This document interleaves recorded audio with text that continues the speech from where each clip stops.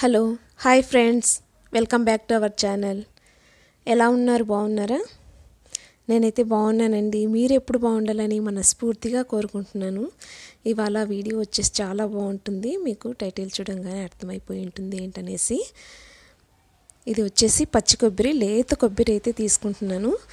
లేత కొబ్బరి రాగి పిండితో దోశ వేసుకుందామండి. చాలా టేస్టీగా ఉంటుంది, హెల్తీ కూడా. పచ్చి టెంకాయ ఉంటుంది కదా, అది లేత కొబ్బరి తీసుకొని మనమంతా మిక్సీ గ్రైండ్ చేసుకోవాలండి. తర్వాత వచ్చేసి రాగిపిండి తీసుకుందాము. ఇందులో ఏమీ ఉల్లిపాయ ముక్కలు, పచ్చిమిర్చి ఏమీ హడావిడి లేకుండా మనము ఇలాగా ప్లెయిన్ దోశ వేసుకోవాలన్నమాట. చాలా బాగుంటుంది. ఇది వచ్చేసి పచ్చి కొబ్బరి, అదే లేత కొబ్బరి అని చెప్పాను కదా, అది అంతా మిక్సీకి అయితే గ్రైండ్ చేశానన్నమాట. ఇందులో కొంచెం వాటర్ యాడ్ చేసుకొని మనము వచ్చేసి ఇక్కడ రాగిపిండి తీసుకుంటున్నాము.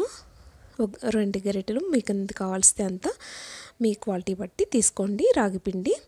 తర్వాత వచ్చేసి ఇందులో కొంచెం వాటర్ యాడ్ చేసుకుందాము. మనము కొబ్బరి చాలా మంచిది కదండి, లేత కొబ్బరి. పాలు, టెంకాయ పాలు తాగిన తర్వాత కొబ్బరి ఉంటుంది కదా, అది దాంతో చేస్తున్నాను. చాలా బాగా వచ్చాయండి దోశలు అయితే. రాగి దోశలు మనకు చాలా బాగుంటుంది, హెల్త్ పరంగా చాలా మంచిది. తగినంత సాల్ట్ వేసుకుందాం, ఇందులో బాగా కలిపేసుకుందామండి.